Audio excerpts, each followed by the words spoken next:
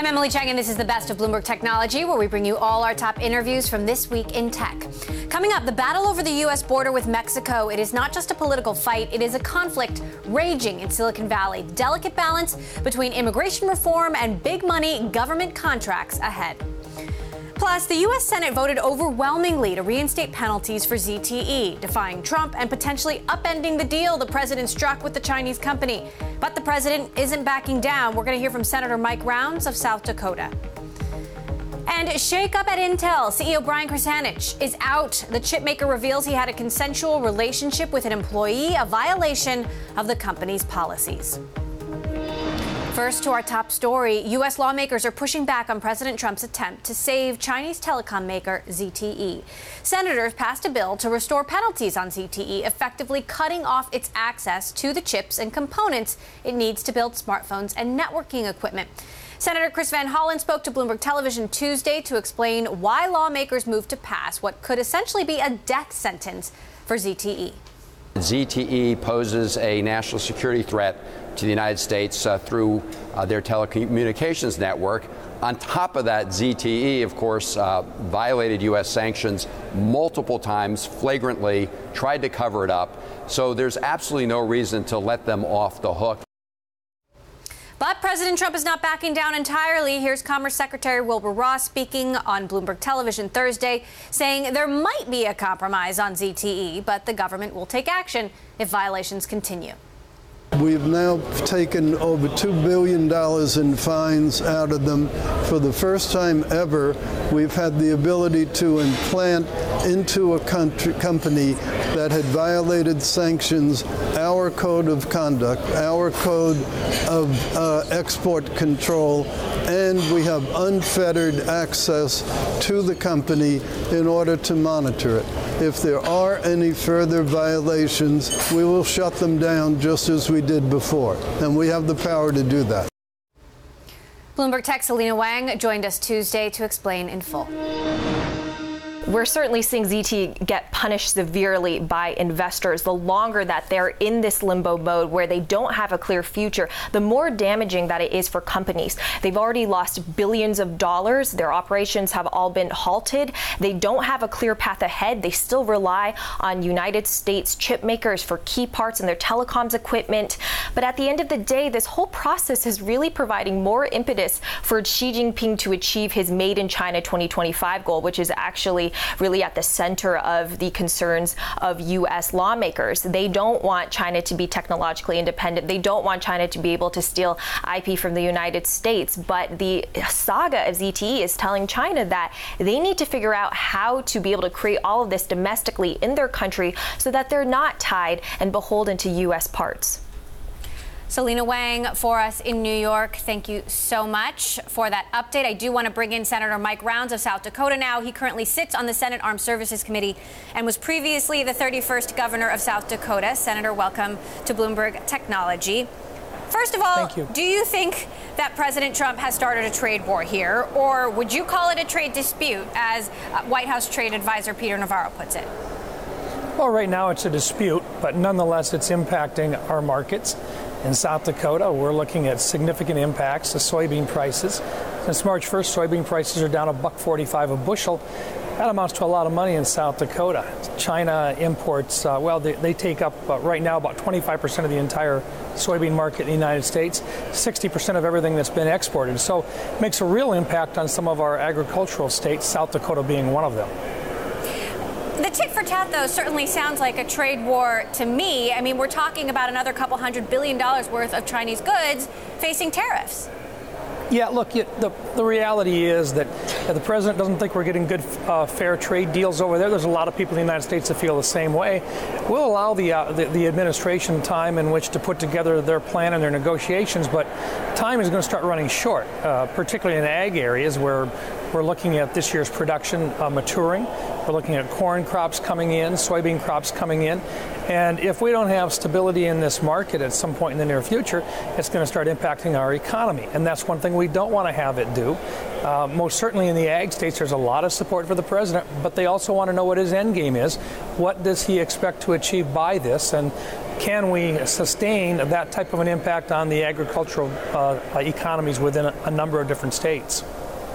And yet Bloomberg has published a story that these tit-for-tat, the war, the dispute, or whatever you want to call it, could hurt American companies. Apple, Walmart, GM, Tesla, Starbucks, among the most vulnerable. Doesn't that concern you? It most certainly does. And look, as we've said now for several months, when you go after China, they're the big dog in this. You should do it from a position of strength, and I think the president understands that. But if you take a look, right now we have a dispute going on with Canada. We've got a dispute going on with Mexico. We didn't get into the TPP, which had 11 other countries representing 500 million new consumers that we're not doing. And in each case, the White House felt very strongly that they should do individual agreements with each country. We don't have a single one done. Let's get some of those done, and let's go after China in a position of strength. What we're asking is what's the end game? What's the plan? In the meantime, let's continue to grow this economy, and you can't do that without some stability within the trade markets. Your Senate colleagues have voted to restore these penalties on ZTE. Do you think that the president's deal lets ZTE off the hook? It wasn't so much letting ZTE off the hook that concerned me and a number of my colleagues. We're concerned with what ZTE represents as a threat to our national defense. And by that, Kaspersky had relationships with the Russian government. We prohibited our government from buying and purchasing Kaspersky equipment. The same thing in this particular case. Our concern is not so much, at least my concern, is not so much the damage that ZTE has done. I think the president addressed with $1 billion fine, and then he also addressed with the fact that he wanted the board of directors removed. He wanted an oversight board. I don't have an objection with that, but I do have a concern that we absolutely have to make sure that ZTE equipment at this stage is not being utilized within infrastructure critical to our national security. But doesn't it seem like these issues are getting a little bit muddied, whether ZTE is really a separate case or being used as some sort of chit in this broader trade war / dispute? Well, I think in some cases it is part of the discussion with regard to trade disputes. It's also a part of the issue that the president would like to be able to use in negotiations with China on other issues, including their relationship with North Korea. So I don't want to tie his hands when he makes a deal with the leaders in China unless it impacts our national security. And that's the one thing that we have real concerns with. Are we allowing ZTE to still sell products to infrastructure critical areas in the United States that impact our national defense? My message is look, we've passed a bill out. Now the president come in and tell us what he's willing to negotiate with us. The House has got a bill which has got similar types of restrictions in it. There are some simple modifications that could be done to the Senate bill if we're able to get an agreement with the White House in terms of how we can all agree to move forward. But ZTE simply can't be allowed to sell to the government, to the federal government, and particularly to areas that are critical to our national defense, the infrastructure areas where telecommunications could be impacted by this organization, which has direct ties to the Chinese government. Thanks to Senator Mike Rounds of South Dakota. Well, Google is pushing deeper into online commerce, the search giant investing $550 million in cash in China's JD.com. The two companies plan to explore joint development of retail solutions in Southeast Asia, the U.S., and Europe. Google's investment is seen as part of a long-term defense against Amazon's growing ad business. Coming up, the border wall, nearly 2,000 miles long in Silicon Valley, has been trying to cash in on it. How the politics of the wall borders big tech's immigration politics. Next. And if you like Bloomberg News, check us out on the radio. Listen on the Bloomberg Radio app, Bloomberg.com, and in the U.S. on SiriusXM. This is Bloomberg.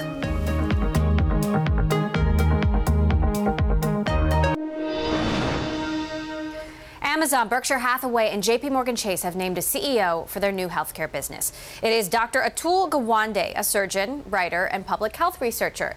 The company will provide healthcare to Berkshire, Amazon, and JPMorgan's 1 million U.S. employees. Its goal is to be free from profit-making incentives and constraints.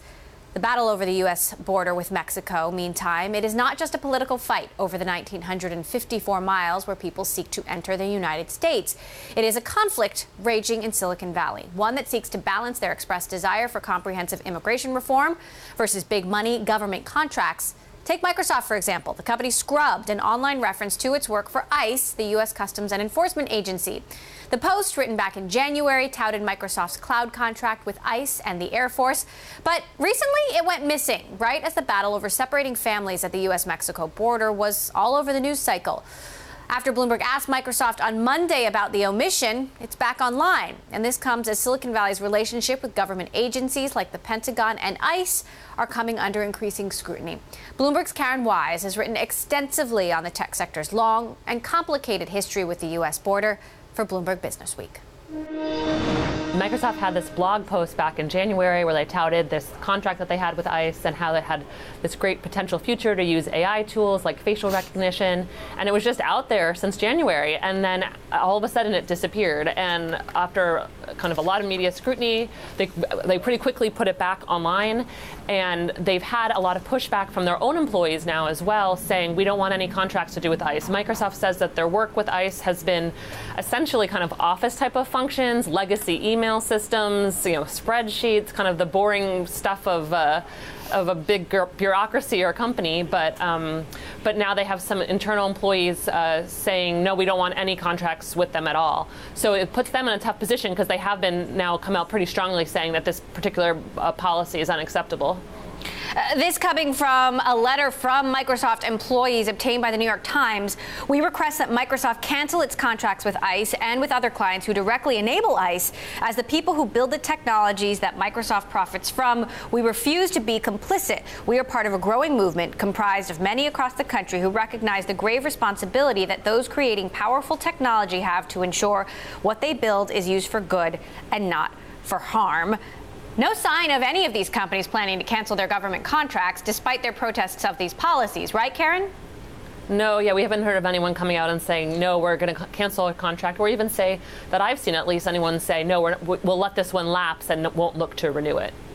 So what do you make of the response of tech companies here? I mean, so many tech heavyweights from Mark Zuckerberg to Elon Musk to the CEO of Uber coming out and saying that they are against this, but certainly walking again that fine line between politics and business.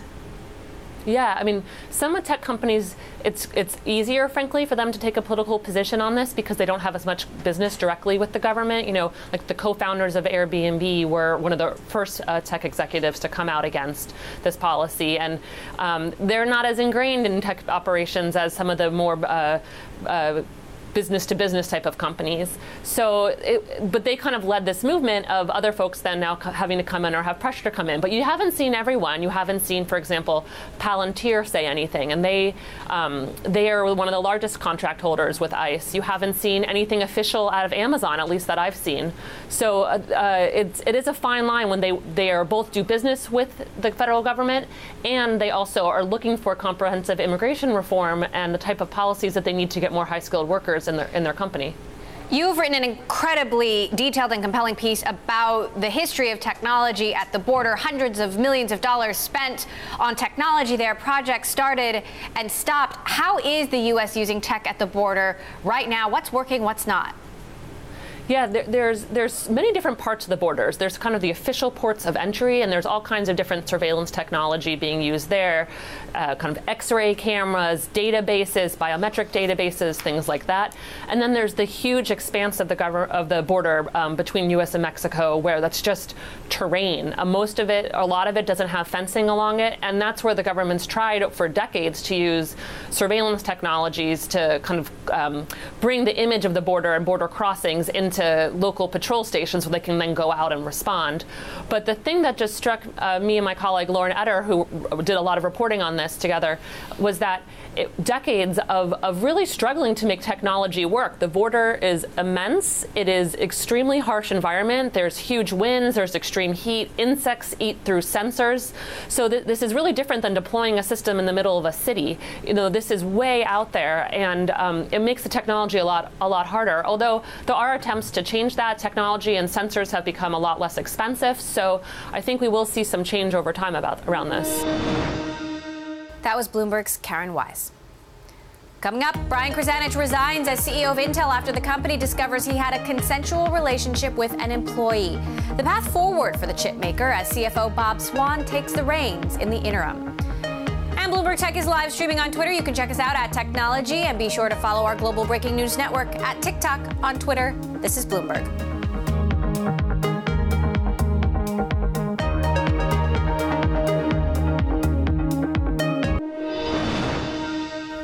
Tesla is suing a former employee accused of stealing company secrets. Tesla accused Martin Tripp, a former technician at the Nevada Gigafactory, of launching a sabotage campaign after being denied a promotion.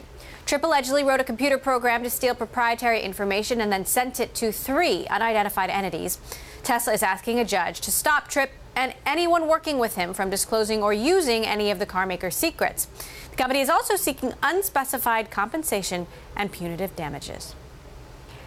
And a surprise shakeup at the top of the world's largest maker of semiconductors. Intel has removed CEO Brian Krzanich after it learned he had a consensual relationship with an employee. That was a violation of Intel's policies.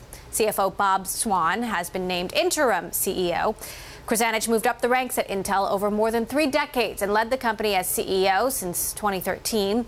He oversaw Intel through an era of intense competition and consolidation in the chip industry, but he leaves much work unfinished. He was in the midst of trying to remake Intel into a more general provider of chips targeting industrial systems and self-driving cars. We spoke with Romit Shah, Managing Director and Senior Analyst at Nomura Instinet, along with Bloomberg Tech's Ian King on Thursday after this news broke. Yeah, I mean, this is obviously shocking. This happened all of a sudden. We're still looking into exactly what happened, who it was, what kind of a relationship there was. So, you know, this is very much an ongoing process. The company is just trying to draw a line under this and move on, but I don't think they're going to be allowed to let that happen. I mean, clearly, we're in an environment, as you know, and as you wrote about yourself, Emily, where this kind of behavior, this kind of thing is no longer just something that gets swept under the table, and this won't be. And actually, Brian Krzanich was one of the executives who was out there talking about equal rights, advocate of the Me Too movement. Yeah. No, exactly. I mean, if you just look at his Twitter account, which is still open, you can see all of these statements that he made. You know, he tied executive pay inside Intel to a greater proportion of minorities, including women being represented in that workplace. And traditionally in the semiconductor industry, there just aren't that many women at all. So, you know, he's out there. He was one of the public faces of let's do something about this.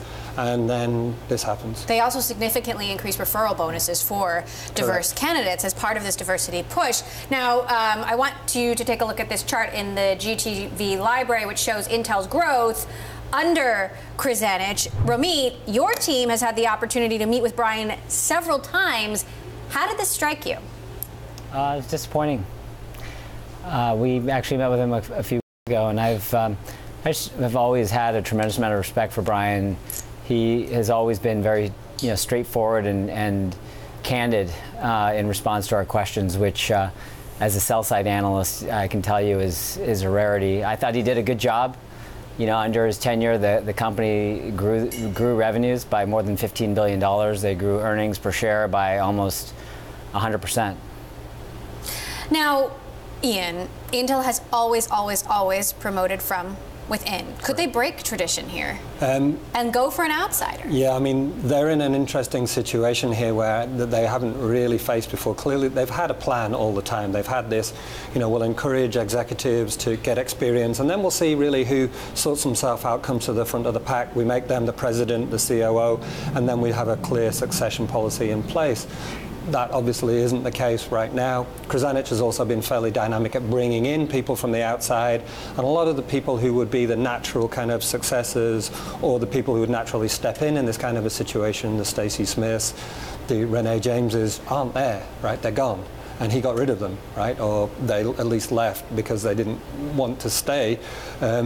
So that does leave something of a vacuum in terms of that continuity. So yes, Intel is definitely going to have to widen its viewpoint in terms of where it goes next. Now, the interim CEO, Bob Swan, he was on Bloomberg Television a couple of months ago talking about the accomplishments over the last couple of years, the challenges ahead. Take a listen. over the course of the last couple of years, we have dramatically expanded our served market. Where we used to focus primarily on CPUs, we now focus on the increased demands for data and where silicon can be a differentiator.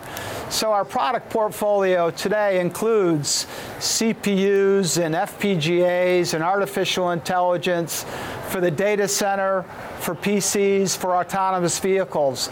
So we've dramatically expanded the market that we serve. Romit, who are the most likely contenders here, and should it be an insider or an outsider? I think if they go the inside route, I think the top candidate is probably Murthy, who's effectively their chief engineering officer. But I also think there's some outside candidates that Intel will seriously consider. You highlighted Sanjay Jha, former Qualcomm executive, ran Global Foundries, which is a manufacturing powerhouse until very recently, somebody who's respected by some of the largest shareholders in the sector. Hock Tan at Broadcom has done a phenomenal job, and there's probably not much left for him to do at Broadcom. That would be a big change, a big break in culture for Intel. But those are the two that, at least in terms of outsiders, that come to mind. Hock Tan would be a huge break in culture, Ian. I want to go back to Renee James for a moment, because this is a woman who pitched with Krzanich to become president, and he became CEO, and she left so fast. Could these new revelations shed any light on why she left, or could she be a candidate here? I mean, she basically left the company and now has set up her own company, which is effectively competing with Intel, trying to get into the server market, Intel's home turf. That's not the actions of somebody that feels a lot of loyalty and affection, at least for the current leadership of Intel. Would she be on the list? We'll have to see. I mean, if they're open about diversity, if they're open about looking at the candidacies that might make the most sense, she would certainly be somebody that they should put on their list. Romit, what would you like to see? Given all the challenges Intel has ahead, given the consolidation in the industry, the competition, this chip design flaw that they're still trying to get through. Well, look, I thought they brought in a world-class CFO in Bob Swan, and I would like to see them go externally. There's a tremendous opportunity as an investor in Intel. The company obviously has very good momentum today, which I think will continue. They are struggling, though. They're struggling with their manufacturing execution. M&A at times has looked wasteful in terms of who they bought and how much they spent. If you bring in the right executive with a good track record, I think there's a tremendous opportunity for Intel's multiple to re-rate. And the current price could actually be a very attractive entry point. So we'll see who that person is. It's pure speculation at this point, but I do see this change as really as an opportunity in Intel shares. That was Romit Shah of Nomura Instinet and Bloomberg Tech's Ian King. Still ahead, here comes the tax man. This week, the U.S. Supreme Court freed states and local governments to start collecting billions of dollars in sales taxes from internet retailers. The repercussions for the industry are ahead. And later this hour, inside Google, will the tech giant make changes to improve diversity and close the alleged pay gap? We're going to hear from one employee who's speaking up and pushing for reforms. This is Bloomberg.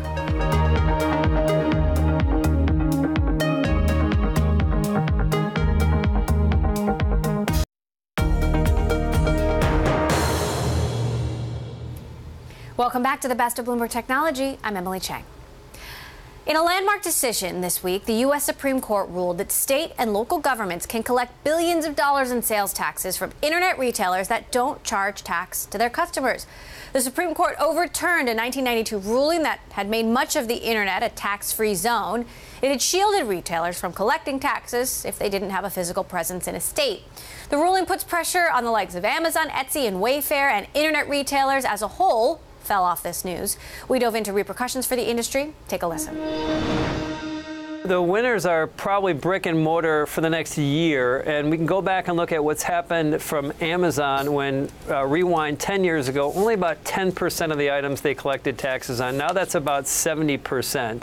And during that time, they've actually accelerated their growth from, call it, mid-teens to mid-20%. So, but the reason why it's a win, at least near term, for traditional brick and mortar is that there is going to be a period, probably a year period, where people will maybe stop and think twice because they don't get that 5% discount on some items. And so I think that over time, people would just forget about that and kind of move on and buy what they want, where they want it online. But it is a near-term win for traditional brick and mortar, small win.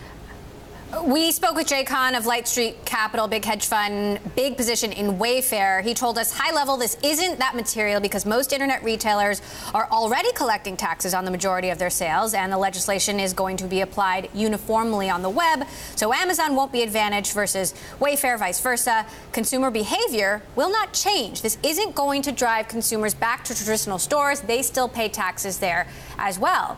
Andrew, would you agree? I'm not so sure about that. I actually think that it's going to make a big difference for companies like Wayfair and Newegg because they're not used to collecting these taxes. We're talking about 12,000 different tax jurisdictions that they're going to have to comply with. Amazon's already doing that, so they have an advantage over companies like Wayfair. So I think that certainly brick and mortar companies will benefit, but I actually think Amazon benefits here as well.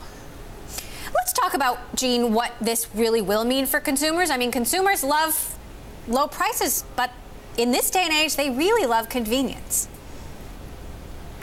You're exactly right. As we've surveyed this over the years, and I was surprised when I originally found this out, not as surprised today, but cost price is the third reason why people shop online. Usually it's selection and then the delivery. So those two, you could wrap them up as more broadly convenience, but it is the third most important piece. So I think that's the reason why after a year, people kind of move on and come back to these online despite higher taxes. But yeah, to put this kind of quickly into perspective, there's about 350 million unique items on Amazon in the U.S. and it's obviously difficult to drive to a store and get that kind of selection, and that is paramount in consumers' decisions. eBay's statement in today's ruling is limited to large online retailers and confirms that small businesses are clearly viewed differently by the court. Now is the time for Congress to provide clear tax rules with a strong small business exemption. Andrew, talk to us about what this decision doesn't address and what will be left up to Congress. Yeah, Congress has a lot of things they have to address, actually. One of the things is back taxes. Some of these states want to collect back taxes for years, going back for sales taxes that have been collected. South Dakota, not one of those. It's not part of their law that was at issue. But also a de minimis rule.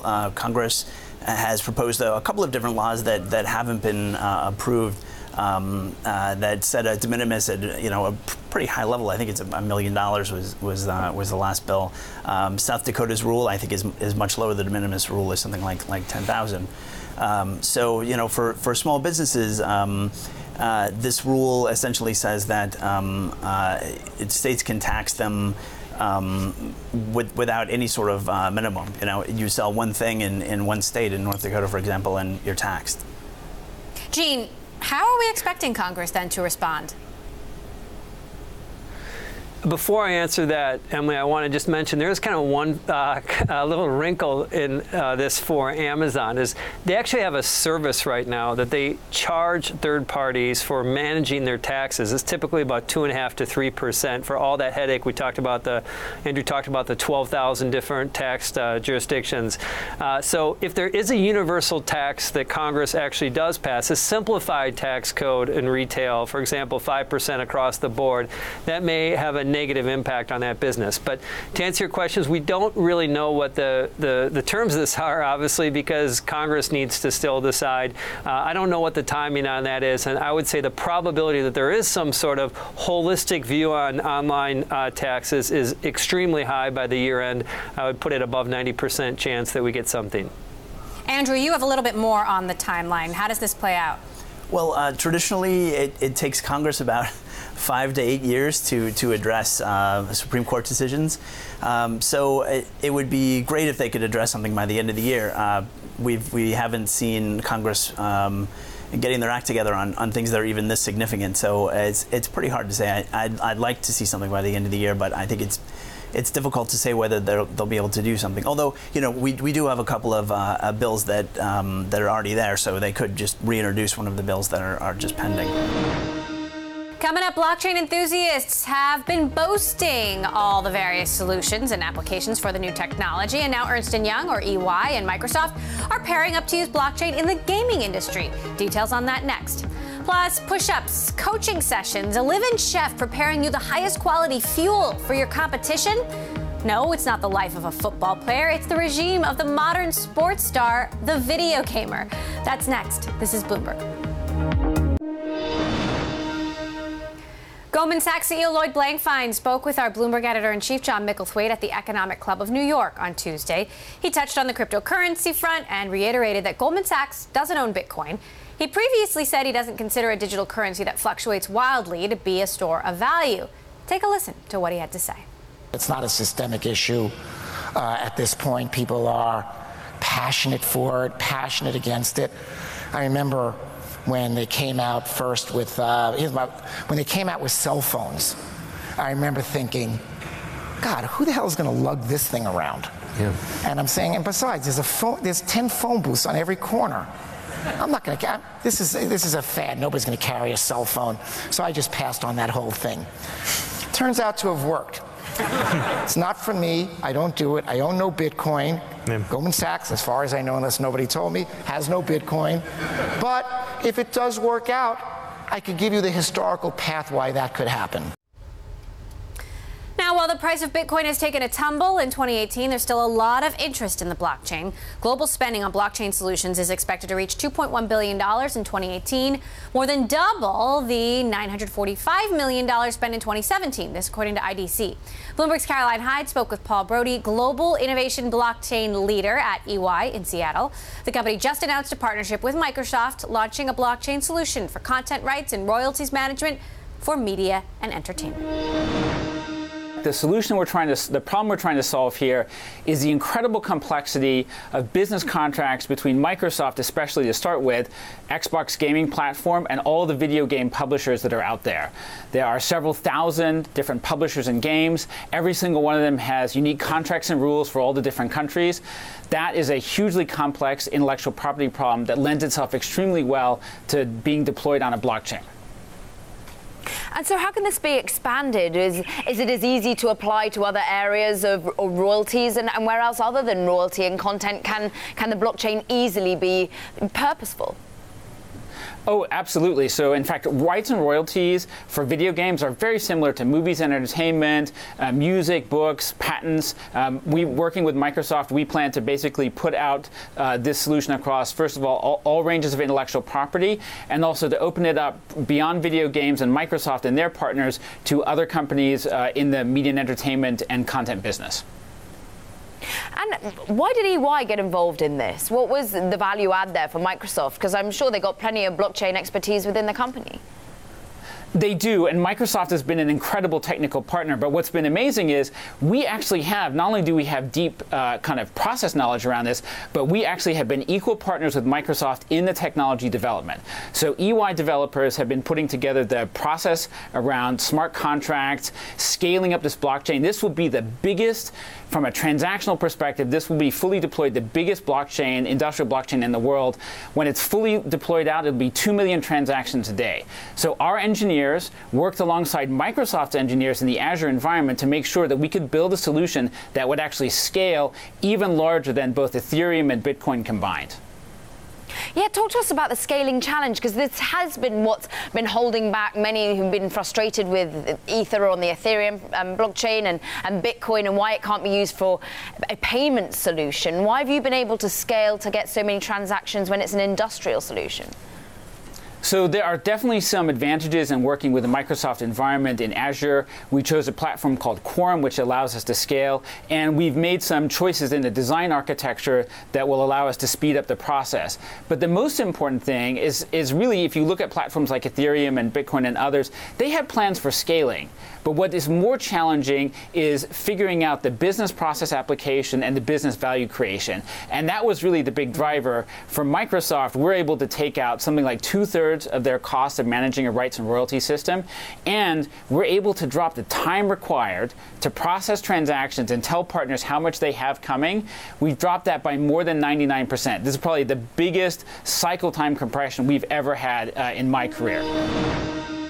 Are you looking for a job, one that lets you gun down the competition, fight off hordes of alien invaders, lets you be part of a team of top athletes with rapid twitch fingers ready to go, and one that pays up to $4,000 a month with 5-digit signing bonuses? Well, then maybe eSports is for you.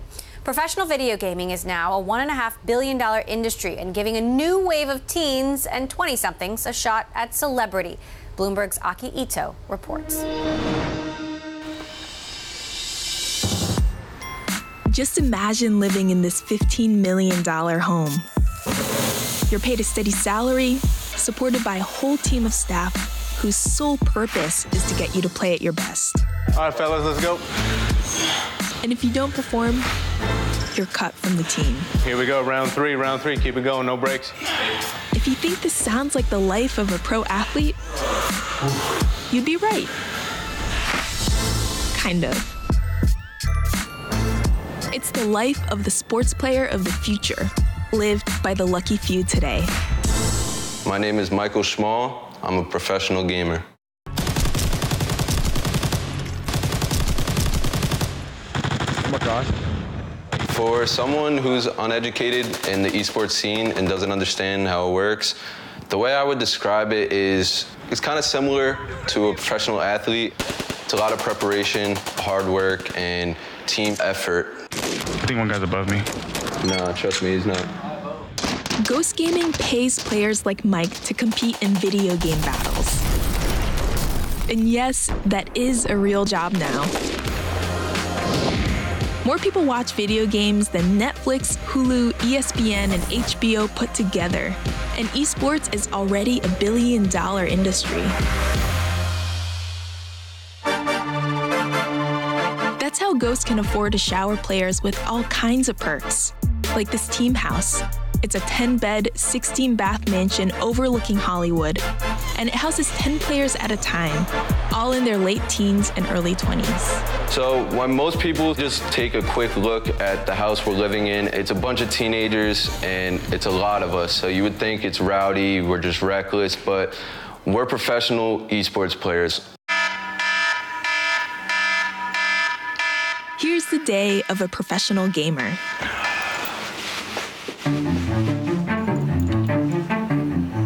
I wake up 9:30, breakfast. Chest up, let's go. 11 a.m., we have workouts. That lasts for an hour to an hour and a half. Oh man. After lunch, we played from 1:30 to 7:30.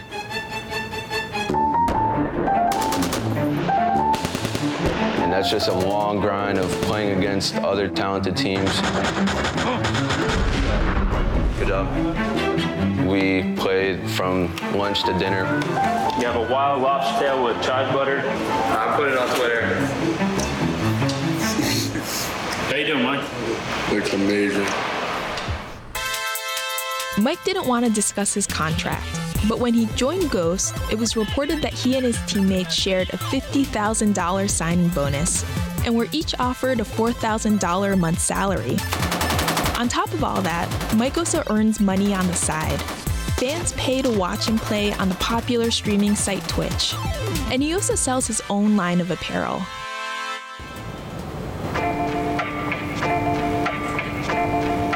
But like professional sports, gaming is not a lifelong career, and there's a ton of turnover too. 3 months after I met Mike, Ghost dropped him from the team, and he's now back home in New Jersey. This sounds very tragic, and could nearly end a player's career, but this is a very common thing in the scene, and players get released and switched around all the time. My advice to young gamers that want to play professionally, you got to stay patient, you got to stay dedicated, and understand that it's going to take sacrifice, because there's always another person out there trying to take that spot. But I don't have any plans to give up the gaming career. I'm going to bounce back from this and make my mom and dad proud. Now I want to bring in Bloomberg Tech's Aki Ito down in the Hollywood Hills shooting that story. Do all pro gamers live like this? No, they certainly don't. Just the best of the best. But it is true that they are earning bigger and bigger salaries, signing bonuses, all kinds of perks, but maybe not that glamorous. I could get used to that life, but why did they need a personal chef and a personal trainer? I mean, come on, you're sitting on the couch. Well, that's the thing. If you're playing video games all day, that's an incredibly unhealthy thing. So you do need to correct some bad habits from before, get them on low-carb diets, that kind of thing. So, you know, the characters we saw here, what are they up to now? So Mike, who you saw featured in that episode just there, he actually just signed on with a new team. So, you know, we heard him in the video talk about how he's going to bounce back, and he did. Coming up, we will speak with one Google employee who is speaking out about the lack of diversity, pay inequity, and more. This is Bloomberg.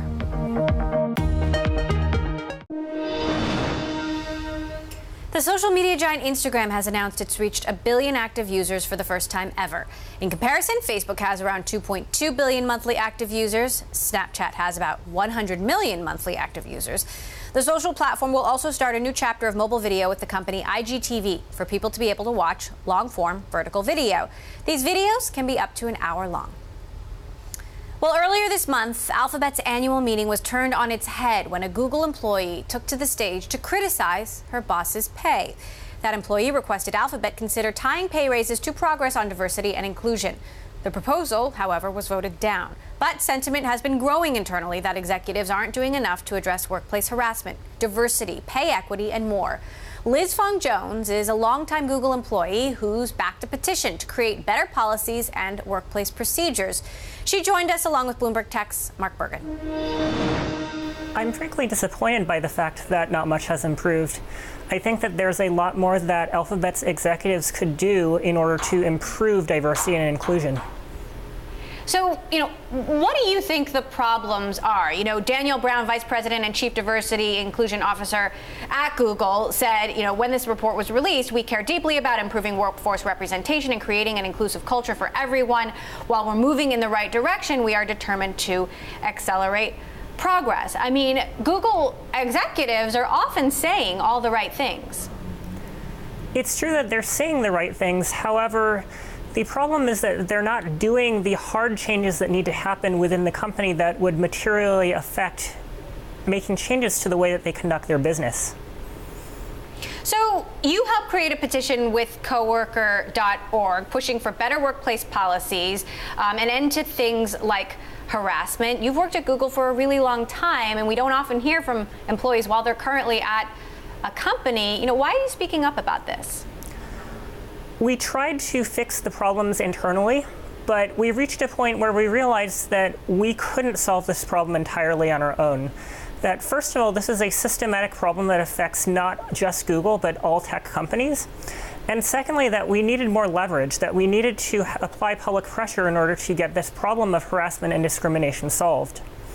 So, go ahead. Mark, what do you make of the fact that Google employees are increasingly speaking out when we've never heard from them before? Yeah, I mean, like Liz said, it is something that's happening across the industry. Just yesterday, we saw Microsoft employees, over 100 employees, sign a petition to Satya Nadella, the CEO, about their work with ICE, with Immigration Customs and Enforcement. So this is starting to spread a little bit. I think, you know, Google has certainly for a long time, and Liz can speak to this, had a lot of avenues where employees can air their grievances in weekly staff meetings. They have this culture of having this open debate and discussion, yet there have been sort of issues where management has sort of refused to move. And now in this past year, there's been some really significant changes. The Project Maven, the military contract that Google had with the Pentagon, that was, you know, it's no longer being renewed in large part because of an employee protest movement. Liz, you've actually been active, you know, on some of these Project Maven issues. Tell us what exactly you're doing and what you're hearing from your colleagues about this arrangement that Google has with the U.S. government. I'm constrained in what I can talk about with regard to information that my company would consider proprietary or sensitive. The primary issues that I'm talking about with the media relate to working conditions, things that materially affect employees' ability to be safe in their workplaces. It is true that employees do have a robust culture of communicating and expressing dissent within the company, and I think that that's led to some positive results for Googlers, for Google, and for the world at large. However, I can't really speak specifically about specific projects that Google may or may not have engaged in because I'm concerned about retaliation from my company. So what can you tell us about then your own experience at Google and the experiences of your colleagues that you have witnessed? You know, it's not just about hiring, it's about retention and progression. You know, how have you felt about your own journey at Google, and do you feel like management has been supportive of advancing your career? I think that I've been very lucky that I have a supportive management chain. I know that other people have been significantly less lucky, that they've had experiences where they've had hostile managers that refuse to advance their promotion and career prospects. I know of people who have been assigned the wrong level upon hire and had it take 2 or 3 years to be assigned the level that their peers with similar experiences have been assigned. And therefore, it's kind of a situation where a lot of people, myself included, had many microaggressions, right? Like situations where people talk over you in meetings, where people steal your ideas, right? But I think that it goes even beyond that at Google, where there are systematic problems with how the company assesses performance, how the company assigns levels to people. And I think that that really holds back minorities as far as how equitably they're treated with the company and what their career prospects are. Google does have a fairly robust peer review system, Mark, which employees have told me can be easy to game if you have a lot of friends, but if you don't, it can be more difficult. Yeah, I mean, I think we've heard that from a lot of employees, and you know, Google's also in the management is in a difficult situation because at the same time they're facing lawsuits on the total opposite end from James Damore, the fired engineer, claiming that the company has sort of been discriminating against white males. And that's certainly, I think, you know, the idea is that Google here feels that they're at least between a rock and a hard place on these issues. I think to Liz's point, you know, the company has been sort of a trailblazer around Silicon Valley, right? Everything from the way that they give out free food is something that all these companies have aspired. A lot of young startups and even larger companies look to Google to sort of set the path on HR, on company culture, on hiring. And it seems like this sort of issue, the employees are pushing management to say, come out front and be a leader on this as well. Thanks to Liz Fong-Jones, engineer at Google, and Bloomberg Tech's Mark Bergen. And that does it for this edition of the Best of Bloomberg Technology. We're going to bring you all the latest in tech throughout the week. All next week, we will be zeroing in on what may be a golden age for Chinese venture capital. The nation's VCs hit a record $40 billion in investment last year and have monster IPOs like Xiaomi lying ahead. We'll bring you the top names in Chinese VC throughout the week. Tune in each day, 5 p.m. in New York, 2 p.m. in San Francisco. And remember, Bloomberg Technology is live streaming on Twitter. You can check us out at Technology, and be sure to follow our global breaking news network at TikTok on Twitter. This is Bloomberg.